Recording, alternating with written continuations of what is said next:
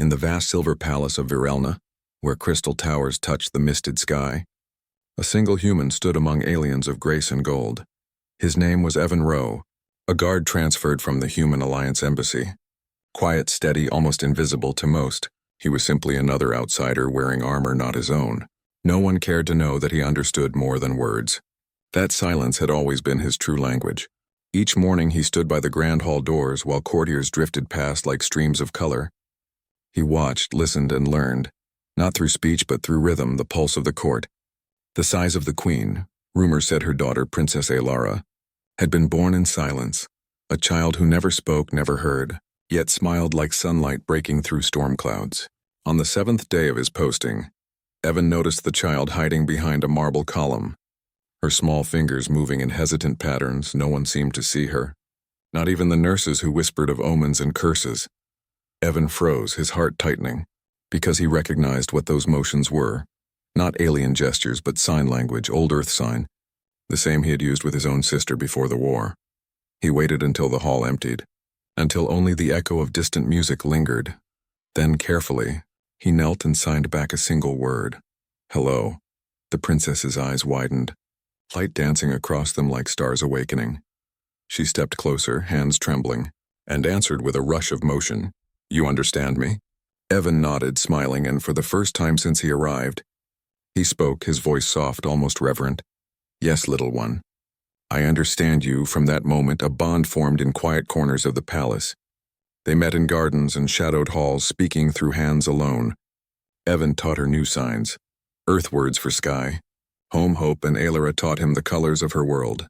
She told him, through movement, that she dreamed of music she could not hear, of voices she would never know. And Evan, heart aching, promised her that silence too could sing. But not everyone was blind. Whispers began to spread through the servants' wings.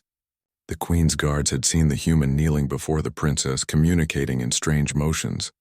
Some called it disrespect, others blasphemy, for no one touched royal blood. And so one morning, when the sun burned violet through the high windows, the queen herself came to the garden to see. She stood hidden behind a column of light.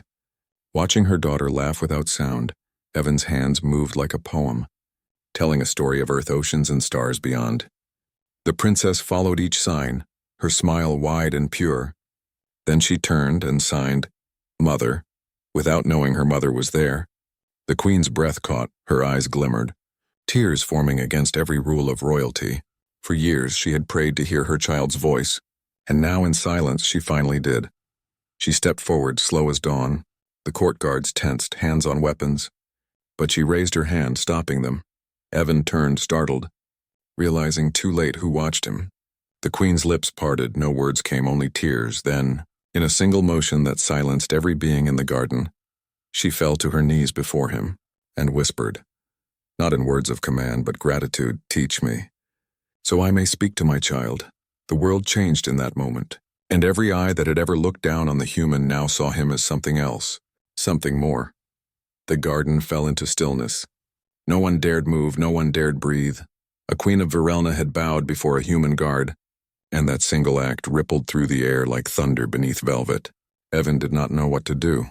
He had been trained to stand straight, to never meet royal eyes, yet now the queen was kneeling, her silver gown pooling like liquid light. Rise, your majesty, he whispered, his voice trembling with disbelief. But she only shook her head, her eyes locked on his hands. Show me, she said softly. Show me how to speak as you do.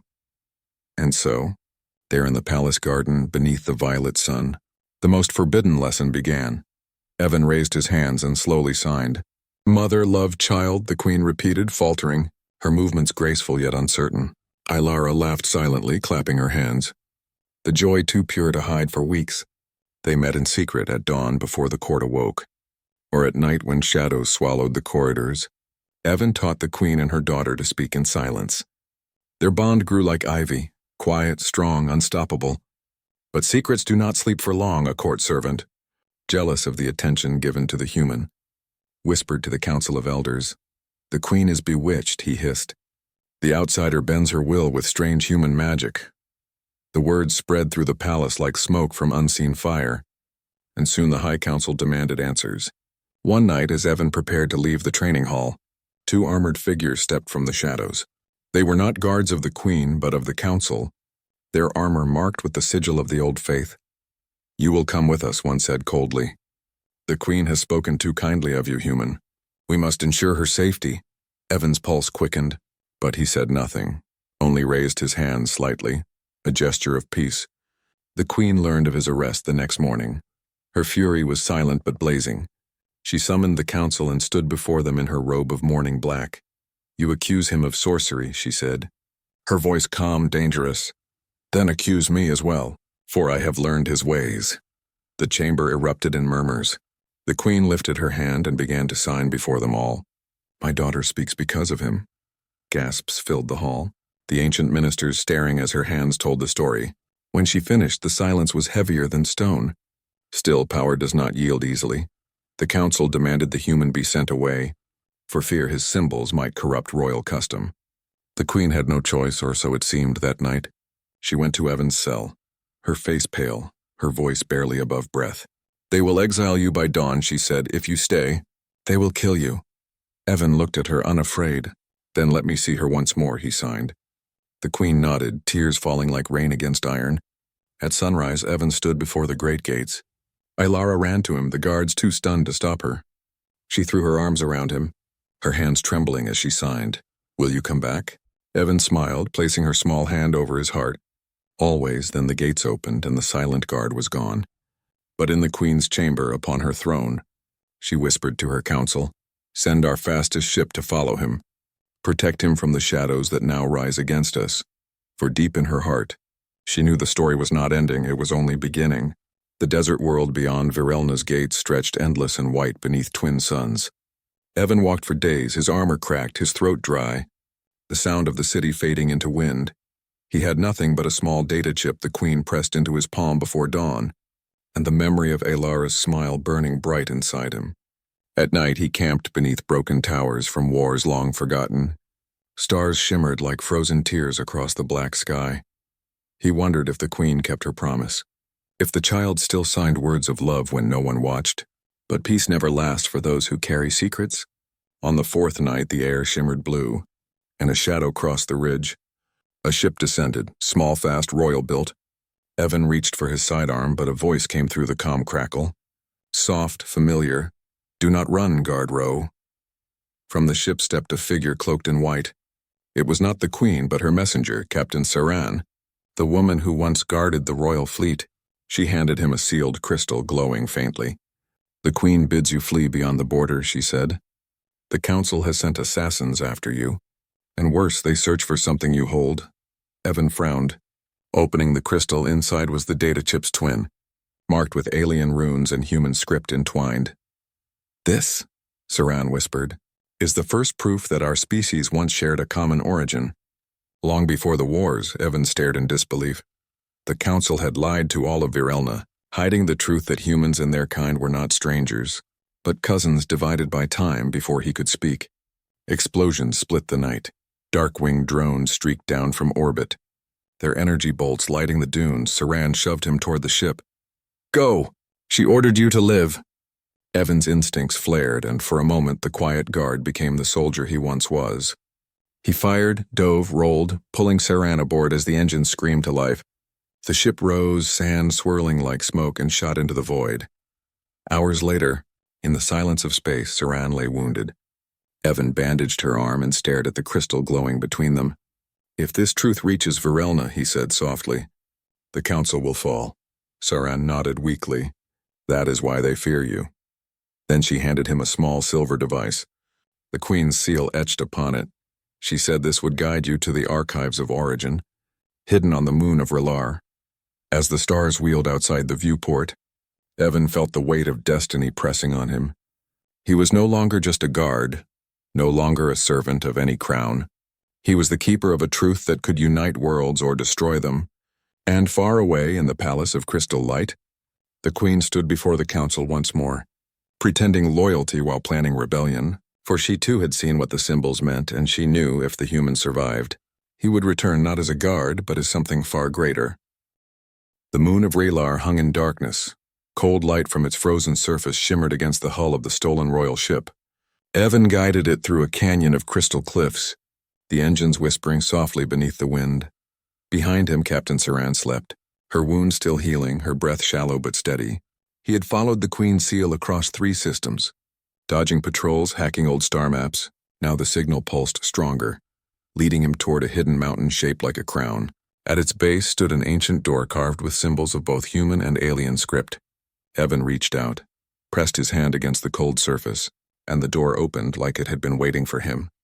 Inside lay a vast hall of floating light and dust.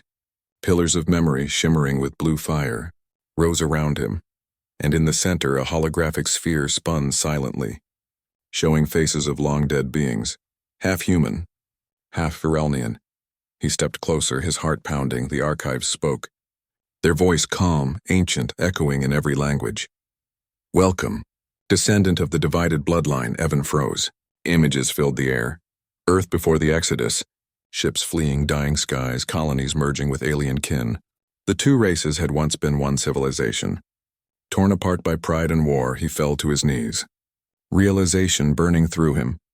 The Council had erased this truth, rewriting history to keep their rule pure and unchallenged. A sound broke the silence, the air rippled, and black-armored assassins emerged from the shadows, their visors glowing red. They had followed him. Saren stirred awake, drawing her weapon, her voice rough but steady. "Finish what you came for. I'll hold them off." Evan shook his head, but she smiled through blood and pain. "This is bigger than us," she whispered. "Go."